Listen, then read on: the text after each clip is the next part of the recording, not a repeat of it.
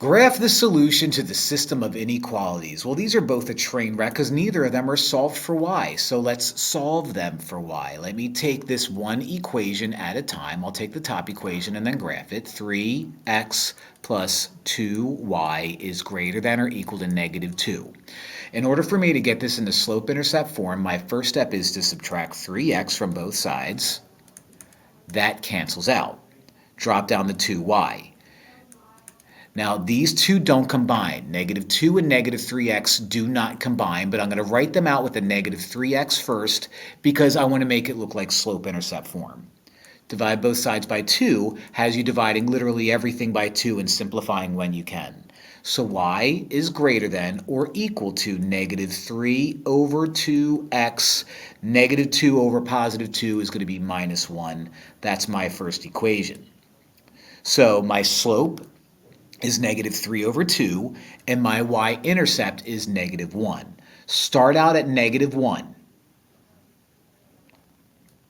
And then since this is a negative slope, we're going to go up 1, 2, 3, left 1, 2. Up 1, 2, 3, left 1, 2, and put dots until you can't anymore. I can also go down 1, 2, 3, right 1, 2.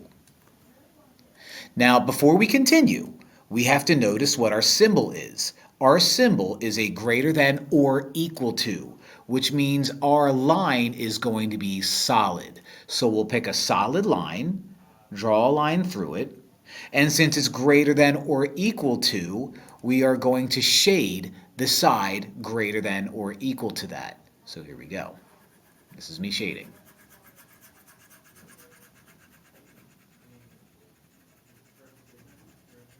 Okay? So that's equation number 1 after we solved it for y and then got y all by itself, graphed, correct line, shading, bada bing. Now let's do the second line. So what we have to do with this bottom one is we're going to rewrite it like we did here. Let me give myself a little bit more space. I hate it when I do that.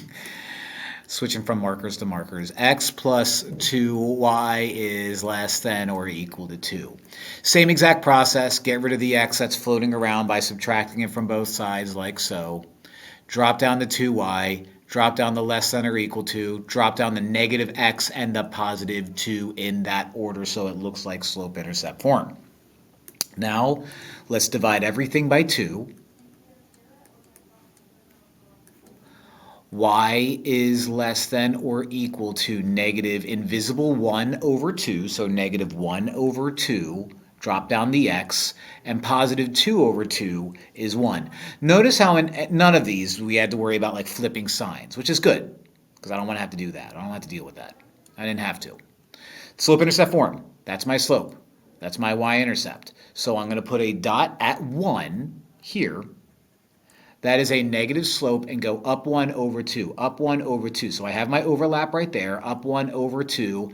I'm out of space, so I can go down 1, right 2, down 1, right 2. Now, just like last time, this is a less than or equal to. And what I mean by last time is the or equal to part.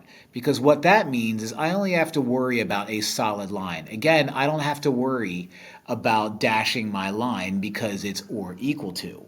Now what I have to focus here on this line is the fact that it's less than. So I'm shading underneath the line.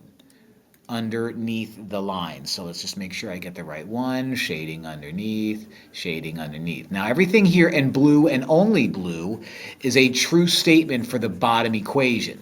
Once I mix my colors and get this green area, that's going to be my final solution. That solution is where both shadings meet. And my final answer is going to be where both shadings meet. So what I like to do is I like to call it R for region. But all of these points in this area right here, points like 4, negative 3, points like 1, 0, even the points that are on the line, like 0, negative 1, and 0, positive 1, if I were to take any of these points and plug them into both of these equations, it will be true for both. And that's how you graph a solution to a system of linear inequalities.